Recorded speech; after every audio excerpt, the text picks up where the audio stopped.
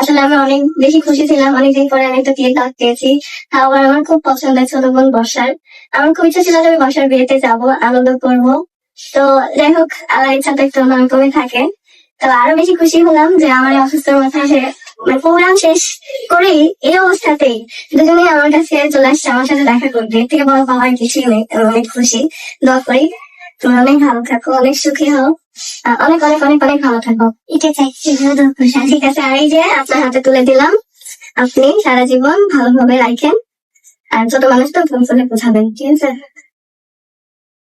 এই তো যাই হোক, ছোট দুটো মানুষ, এদের জন্য আপনারা সবাই দোয়া করবেন, ওরা যেন ভালো থাকে, সুস্থ থাকে এবং সুখে সংসার করে।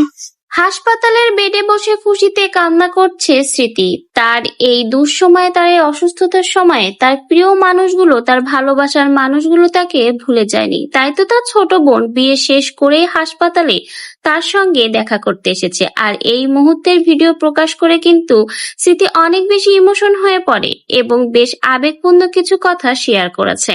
স্মৃতি জানিয়েছে, বর্ষা তার ছোট বোনেরই মতো। অনেক ইচ্ছা ছিল বর্ষার বিয়েতে সে যাবে, কিন্তু আল্লাহর হয়তো ইচ্ছাটা অন্যরকমই ছিল।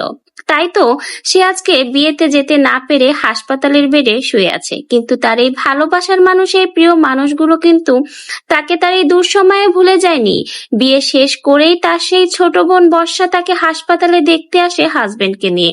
আর এই দৃশ্যটা দেখে কিন্তু অনেক বেশি খুশি হয়ে যায় স্মৃতি। স্মৃতি তার এই মুহূর্তটাই কিন্তু অনেক বেশি ইমোশন হয়ে পড়ে এবং সে জানিয়েছে, এর থেকে বড় পাওয়া আমার জীবনে আর কিছুই নেই। কারণ এই ভালোবাসার মানুষগুলো এই দুঃসময়ে, বিপদের দিনেও আমাকে মনে রেখেছে, তাদের সুসময়ে আমাকে ভুলে যায়নি। তাই তো বিয়ে করেই বর্ষা তার হাজবেন্ডকে নিয়ে আমাকে হাসপাতালে দেখতে এসেছে। আমি অনেক বেশি খুশি। তাদের জন্য দোয়া করি, আপনারাও সকলেই দোয়া করবেন যেন তাদের দাম্পত্য জীবন অনেক বেশি সুখের হয়। তারা অনেক ছোট, সকলেই তাদের সামনের আগামী পথগুলোর জন্য শুভকামনা রাখবেন।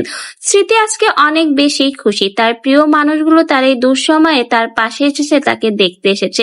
তো ভিউয়ার্স, স্মৃতির এই মুহূর্তের ভিডিওটা দেখে আপনাদের কেমন লাগলো এবং ভিডিও সম্পর্কে যদি আপনাদের কোনো মন্তব্য থাকে তাহলে কিন্তু অবশ্যই আমাদের কমেন্ট বক্সে জানিয়ে যাবেন এবং অবশ্যই স্মৃতি আপুর জন্য দোয়া করবেন যেন সে খুব দ্রুতই সুস্থ হতে পারে এবং যেন আবারও আগের মতো সকলের মাঝে ফিরে আসতে পারে। স্মৃতি এবং বাপ্পির জুটিটা কিন্তু সকলেই অনেক বেশি পছন্দ করে। আমরাও চাই স্মৃতি আর বাপ্পির এই জুটিটা যেন এরকম ভাবেই সুন্দর থাকে।